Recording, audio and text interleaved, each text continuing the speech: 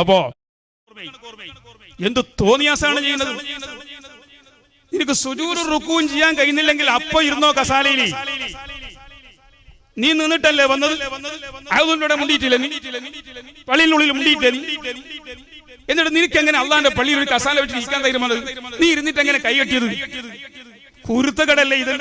ദീന് പറയാൻ വേണ്ടി മൊയിലാമാറും ഉണ്ടാവൂല. ഇനി മൊയിലാറ് പറഞ്ഞാൽ മൊയിലാറ് വിടയില്ല. അപ്പൊ നോക്കും മൊയിലാറ് വന്നിട്ട് കൊല്ലത്രായി, ഈ കൊല്ലം ഈ സാഹിബാലി ഇയാളെ വിടണം. എന്താ ഇയാൾ കുറച്ചാളെല്ലാം നിൽക്കുമ്പോ പറയാൻ തുടങ്ങി, പിന്നെ മറിഞ്ഞോണ്ടായിട്ടില്ല. ദീന് പറയാൻ തുടങ്ങുമ്പോ മൊയിലാറ് പോണം. ഇതാ കമ്മിറ്റി എന്ന് പറഞ്ഞാൽ ജാഗ്രതയിക്കോ. എല്ലാ മഹലിന്റെ കമ്മിറ്റിക്കാരും ജാഗ്രതയിക്കോ.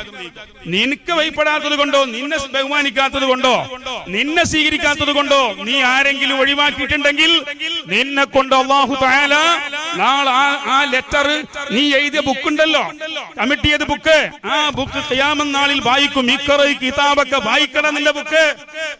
നീ ഓതുന്ന ഖുർആൻ സൂറത്ത് ഇസ്രായി വായിക്കണം, നിന്റെ കിതാബ്. ഇഖ്റ കിതാബക, നീ എഴുതിയ പുസ്തകം വായിക്കണം എന്ന് പറഞ്ഞു വായിപ്പിക്കുമ്പോ എന്തേ ഒരു മൊയിലാറെ ഖത്തീബിനെ ഒഴിവാക്കാൻ കാരണം?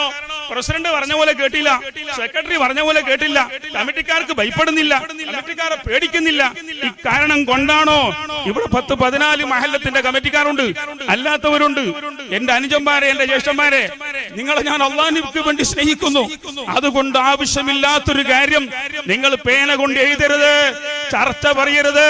ചിലപ്പോ മരിക്കുമ്പോ നാവ് ഉണ്ടാവൂല. അള്ളാഹു കാക്കട്ടെ, അള്ളാഹു കാക്കട്ടെ. ദീനാണിത്. ഇവിടെ നേരെയില്ലേ, അവിടെ നേരെയില്ലേ? നിന്റെ പള്ളി മദ്രസയും നേരെ നോക്കുന്നില്ലേ? അതിൽ കൃത്രിമമുണ്ടോ? പഠിപ്പിക്കുന്നില്ലേ? എങ്കിൽ മാത്രം നീ വേറെ ആളെ കണ്ടോ?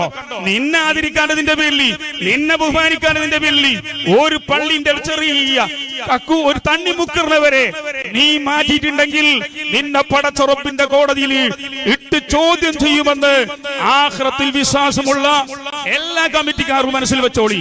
ഇത് പറയൽ എന്റെ കടമയാണ്, എന്റെ ഹക്കാണ്. ഹക്ക് ഞാൻ നിങ്ങളോട് പറയുന്നു. ആഖിറത്തിൽ നിങ്ങൾ അതിന് മറുപടി പറയേണ്ടി വരും.